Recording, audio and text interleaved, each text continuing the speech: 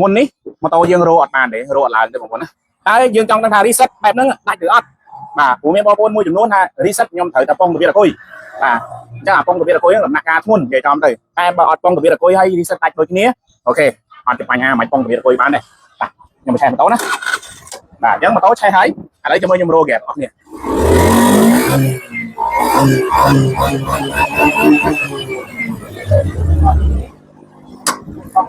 បាទអញ្ចឹងយើងឃើញថាក្រោយពីយើង reset ហើយម៉ូតូយើងបាទគឺដំណើរការល្អធម្មតាអញ្ចឹងសំណួរសួរថាតើយើងចាំបាច់ពងពវិតអគុយទេអត់ទេជំរាបសួរសួស្តីបងប្អូនជាងជួសជុលម៉ូតូទាំងអស់គ្នាបាទសួស្តីទៅដល់ម្ចាស់ម៉ាស៊ីន scan ទាំងអស់បាទដែលមានចម្ងល់ទៅលើបញ្ហាការ reset ម៉ាញ៉ូតូឬក៏យើងស្ដារទិន្នន័យរបស់ម៉ាញ់តូដើម្បី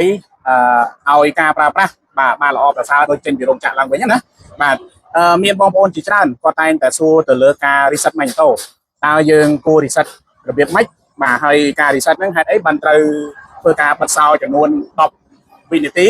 បាទអញ្ចឹងខ្ញុំមកស្រាយចម្ងល់ទៅដល់បងប្អូនទាំងអស់គ្នាហើយក៏ដូចជាធ្វើវីដេអូបង្ហាញឲ្យបងប្អូនយល់បាទច្បាស់លាស់ពីការប្រើប្រាស់ម៉ាស៊ីន scan ដើម្បី reset ម៉ាញ់តូឥឡូវមុននឹងចូលដល់សាច់រឿងយើងមកមើលម៉ាស៊ីនម៉ូតូនេះបាទទាំងអស់គ្នាបាទអាការៈម៉ូតូណាបាទមកមើលអាការៈម៉ូតូបាទចាអាការៈម៉ូតូនេះគឺយើងបាទមានថាមូលអត់ឡើងទេបងប្អូនណាបាទណាមូលឡើងទេបាទបាទហើយអាការៈបែបនេះគឺភាគច្រើនបាទណាបាទភាគច្រើនគឺជួបទៅលើម៉ូតូដែលយើងធ្វើការផ្លាស់ប្ដូរជាមួយនឹងបាទម៉ូទ័រពុំសាំងហើយបាទឬក៏ប្រភេទម៉ូតូដែលមានបញ្ហាការប្រើប្រាស់ស្ទះរបប air ដីកកែច្រើនបាទជួសជុលបដូរម៉ូទ័រពុំសាំងបដូរប៊ិចសាំងហើយអាការៈគឺនៅតែបែបហ្នឹងបងប្អូនណាតាមលេខរੂឡើងទេបងប្អូនណារੂឡើងទេណាបាទរੂឡើងទេបាទបាទអញ្ចឹងត្រង់ចំណុចនេះគឺបាទយើងរៀបចំធ្វើការ reset ជាមួយនឹងម៉ាញ់តូបាទដើម្បីទាមទារការប្រើប្រាស់នោះឲ្យបានល្អប្រសើរឡើងវិញបាទអញ្ចឹងជំហានការ reset ម៉ាញ់តូតើយើងគួរធ្វើដូចម៉េចបាទជំហានទី1បាទយើងគួរតែយល់ដឹងថាតើប្រភេទម៉ូតូនេះបាទគីឡូម៉ូទ័របូមសាំងគ្រប់ដែរឬអត់បាទព្រោះថានៅពេលដែលយើង reset ម៉ាញ់តូហើយយើងអត់បានមើលទៅលើម៉ូទ័របូមសាំងបើយើង reset ហើយម៉ាញ់តូខ្លាយទៅជាម៉ាញ់តូដែលល្អប្រសើរដែលថ្មីដែលប្រើប្រាស់បានល្អពិតមែនប៉ុន្តែម៉ូទ័របូមសាំងយើងនៅខ្សោយយើង reset ទៅក៏មិនបានជោគជ័យដែរព្រោះសម្ពាធគីឡូម៉ូទ័របូមសាំងបាទគឺវាខ្សោយបាទអញ្ចឹង reset ឲ្យម៉ាញ់តូថ្មីមិនមែន reset ឲ្យម៉ូទ័របូមសាំងវាល្អឲ្យតម្លៃការបូមសាំងរបស់វាបានខ្ពស់វិញទេនឹងទី1ត្រូវតែមើលជាមួយនឹងម៉ូទ័របូមសាំងឲ្យបានត្រឹមត្រូវបាទទី2បងប្អូនកុំភ្លេចបាទយើងមើលទៅលើកម្ដៅម៉ូតូជាក់ស្ដែងកម្ដៅម៉ូតូរបស់យើងមើលត្រង់ចំណុចបាទ EOT ណាបាទ EOT ឥឡូវយើងចូលទៅមើលទាំងអស់គ្នាមកទៅបាទនេះដូច scan ណាដូច scan ប្រភេទ 2015 បាទដល់16គឺនៅត្រង់នេះណាបាទមកឥឡូវយើងចូលក្នុងម៉ាស៊ីន scan របស់យើងបាទរੂឡើងទេតែឥឡូវយើងចូលបាទចូលHondaបាទបន្តមកយើងរកលេខរៀងទី7បាទយើងយកប្រព័ន្ធបិសាំងបាទបន្តមកយើងមើលចលនាណាបាទអញ្ចឹងម៉ូទ័របូមសាំងយើងមើលហើយគឺម៉ូតូគ្រប់គីឡូល្អសម្រាប់កម្ដៅបាទកម្ដៅយើងមើលត្រង់ចំណុចណាបាទកម្ដៅយើងចូលទៅទំព័រទីបាទកម្ដៅយើងចូលមកទំព័រទី3ណាចូលមកទំព័រទី3នេះគេដាក់ EOT សីតុណ្ហភាពបាទប្រេងម៉ាស៊ីនអញ្ចឹងកម្ដៅរបស់វាឥឡូវយើងឃើញថាបាន60អង្សាសេសម្រាប់វីដេអូនេះគឺខ្ញុំបដោតទៅលើអ្នកថ្មីណាបាទគាត់ទទួលបានម៉ាស៊ីន scan ហើយអត់ទាន់បានយល់ដឹងអំពីការប្រើប្រាស់ម៉ាស៊ីន scan ដើម្បី reset ម៉ាញ់តូបាទឬក៏យើងហៅថាស្ដារទិន្នន័យម៉ាញ់តូឲ្យបានប្រសើរណាឲ្យបានល្អប្រសើរទៅនឹងការប្រើប្រាស់អញ្ចឹងណាបងប្អូនអូខេអញ្ចឹងត្រង់កន្លែងកម្ដៅនេះគឺយើងឲ្យបានបាទ70អង្សាទៅបាទណាឥឡូវវាឡើងបានតែ69អង្សាសេបាទចុះឲ្យបានកន្លែងនេះឲ្យបាន70ណាឲ្យបាន70អញ្ចឹងបន្តមកបាទហើយការ reset ម៉ាញ់តូមួយទៀតណាយើងត្រូវតែបាទបើកសោតែមិនត្រូវបច្ចេកម៉ាស៊ីនណាបងប្អូនអានឹងយើងអនុវត្តទៅតាមបាទណាយើងអនុវត្តទៅតាមការណែនាំរបស់ម៉ាស៊ីនអូខេឥឡូវយើងកម្ដៅយើងបានគ្រប់គ្រាន់ហើយម៉ូទ័របូមសាំងយើងបានគ្រប់គ្រាន់ហើយគឺយើងចាប់ដើមចូលទៅបាទ reset ម៉ាញ់តូបាទអញ្ចឹងយើងចូលមកចំណុចបាទនេះណាបាទកន្លែងនេះណាគឺ reset ម៉ាញ់តូបាទអញ្ចឹងបងប្អូននៅតែមានចម្ងល់តាក់ទងនឹងដោយពងរបៀបអគុយមួយនេះបាទ បងប្អូនថាអានឹងប៉ុងដើម្បីអ្វីបាទឥឡូវខ្ញុំមកបញ្ជាក់ទៅដល់បងប្អូនអរគ្នាតកតងនឹងការប៉ុងរបៀបអាគុយហ្នឹងគឺថាប្រសិនបើបងប្អូនបាទ reset ដោយមិនចាំបាច់ប៉ុងរបៀបអាគុយនេះឧទាហរណ៍ម៉ូតូនេះបាទវាមានបញ្ហាតកតងនឹងវាមានបញ្ហាតកតងទៅលើការបាទមួយគេឆ្លក់ថប់ឡើងគេរួចទេបាទហើយយើងធ្វើការ reset ម៉ាញ់ម៉ូតូបាទដើម្បីស្ដារទៅលើព័ត៌មានវាឡើងវិញដើម្បីឲ្យម៉ូតូនេះបាទឆេះស្រួលឡើងវិញណាបាទអញ្ចឹងខ្ញុំចង់បញ្ជាក់ថាយើង reset សិនទៅបាទយើងមិនចាំបាច់ប៉ុងជាមួយរបៀបអាគុយទេបាទណាបើយើង reset ទៅដាច់ល្អមានន័យថាយើង reset បានជោគជ័យក៏ប៉ុន្តែបងប្អូន reset ហើយអត់បានជោគជាមួយនឹងរបៀបអាគុយណាដើម្បីឲ្យរបៀបអាគុយនេះវាធ្វើការនៅពេលដែលយើងបិទបាទភ្លើងម៉ូតូបាទតែវាមានភ្លើង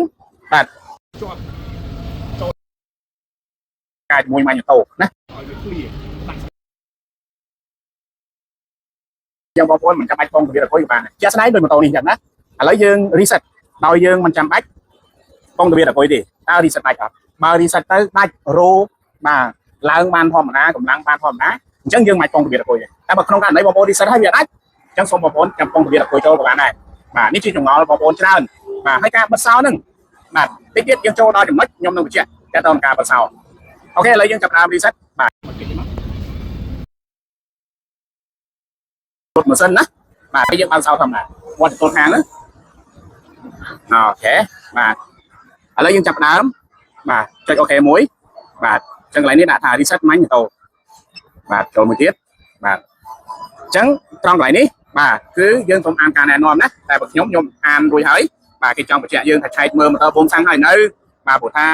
ម៉ូតូទៅពេល reset ទៅម៉ាញ់ម៉ូតូគឺខ្លាយជាម៉ាញ់ម៉ូតូថ្មីហើយបាទបើយើងអត់បានមើលម៉ូតូបូមសាំងខ្សោយយើង reset ម៉ាញ់ម៉ូតូថ្មីហើយម៉ូតូបូមសាំងនៅខ្សោយយើងម៉ូតូយើងអាចឆេះបានស្មើល្អទេបាទអូខេកន្លែងនោះមួយបាទអញ្ចឹងបន្ទាប់ដល់កន្លែងនេះបងប្អូនណាបាទត្រង់ចំណុចនេះបាទគេដាក់ថាដើម្បីកំណត់ ECU ឡើងវិញបាទទាំងស្រុងសូមបាទបិទកុងតាក់បញ្ឆេះបន្ទាប់មកបើកឡើងវិញក្នុងរយៈពេល12នាទីតែ12នាទីណាបាទអញ្ចឹងមានន័យថាបើសិនជាយើងចង់ reset សូមឲ្យយើងបិទសោបាទណាឥឡូវខ្ញុំនឹងធ្វើការបិទសោអូខេអញ្ចឹងការបិទសោនេះមែនតើទៅ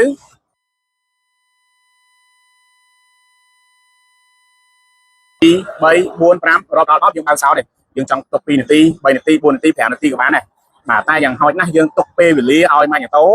វាធ្វើការក្រោយពីយើង reset ហើយណាបាទចំនួន12នាទីកន្លែងហ្នឹងបងប្អូនអាចយល់ណាមែនទេបាទព្រោះមានចម្ងល់ច្រើនថា reset ម៉ាញ់ម៉ូតូហ្នឹងហេតុអីបានត្រូវបិទសោហើយបិទសោហ្នឹងមិនបាទគឺការបិទសោនេះដើម្បីឲ្យម៉ាញ់ម៉ូតូមានពេលវេលាគ្រប់គ្រាន់បាទក្នុងការធ្វើបច្ចុប្បន្នភាពឬក៏ក្នុងការសម្អាតជាមួយមេរោគរបស់វាហើយអាដូចនេះក៏ដូចគ្នាដែរប្រសិនបើយើង reset បែបនេះបាទម៉ូតូត្រឡប់មកឆេះបានធម្មតាវិញអញ្ចឹងបងប្អូនមិនប្រើទេដូចហ្នឹងបាទអូខេឥឡូវយើងគ្រប់នាទីហើយអញ្ចឹងខ្ញុំសូមបើកវិញបាទអញ្ចឹងយើងបើកសោបាទណាបងឥឡូវខ្ញុំចាប់ផ្ដើមព្រោះថាមុននេះម៉ូតូយើងរោអត់បានទេរោអត់ឡើងទេបងប្អូនណាតែយើងចង់ដឹងថា reset បែបហ្នឹងដាច់ឬអត់បាទព្រោះមានបងប្អូនមួយចំនួនថា reset ខ្ញុំត្រូវតែប៉ុងរបៀបអាគុយ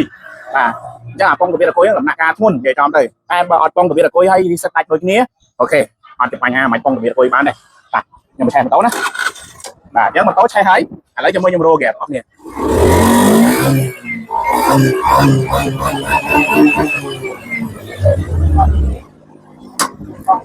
បាទអញ្ចឹងយើងឃើញថាក្រោយពីយើង reset ហើយម៉ូតូយើងបាទគឺដំណើរការល្អធម្មតាអញ្ចឹងសំណួរសួរថាតើយើងចាំបាច់ប៉ុងរបៀបអាគុយទេអត់ទេគឺមិនចាំបាច់ទេតែប្រសិនបើបងប្អូន reset បាទបែបមិនប៉ុងរបៀបអាគុយហើយម៉ូតូរោអត់ដាច់អានឹងបងប្អូនសុំប៉ុងរបៀបអាគុយបាទអញ្ចឹងសម្រាប់វីដេអូខ្ញុំមានប៉ុណ្ណឹងយកមកធ្វើការចែករំលែកទៅដល់បងប្អូនដែលប្រើប្រាស់ជាមួយនឹងម៉ាស៊ីន scan CTY 500 Pro បាទដែលគាត់មិនទាន់បានយល់ដឹងអំពីការចូលទៅ reset ណាហើយការ reset ហ្នឹងគឺបាទមានន័យថាយើងចូលទៅសម្អាតមេរោគផ្សេងដែលបង្កនៅក្នុង ECU របស់វាណាបាទអញ្ចឹងវាធ្វើឲ្យមានភាពស្មុគស្មាញហើយយើងដូរម៉ូទ័របូមតាំងមិនត្រូវដូរប៊ិចមិនត្រូវបាទដូរឧបករណ៍ផ្សេងឈានទៅដល់ការរើម៉ាស៊ីនឲ្យមិនត្រូវចុងក្រោយយើងគ្រាន់តែមានម៉ាស៊ីន scan CTY 500 Pro មក reset ម៉ាញ់ម៉ូតូវាគឺដាច់ស្អាតណាដោយម៉ូតូនេះអញ្ចឹងបងប្អូនទេបាទអូខេអញ្ចឹងគឺមានតែប៉ុណ្្នឹងទេបងប្អូនណាបាទខ្ញុំសង្ឃឹមថាបងប្អូនលែងឆ្ងល់ហើយថាតើ reset ត្រូវប៉ុងរបៀបអាគុយទៅអីហើយមិនប៉ុងរបៀបអាគុយហ្នឹង ta đi sân bay ọt mẹ nè chẳng ní cứ chia video đã bằng hai mà bây giờ mọi bong bóng miền đồng họ tiền mà hay sắm bong bóng để trai ca với một sân scan bong bóng này thì nhận được nộp hàng nhiều mát được công càng nghĩa đó mà hay video này cứ miền bản năng tế bong bóng mà xong mà cuốn xong chuẩn bị đi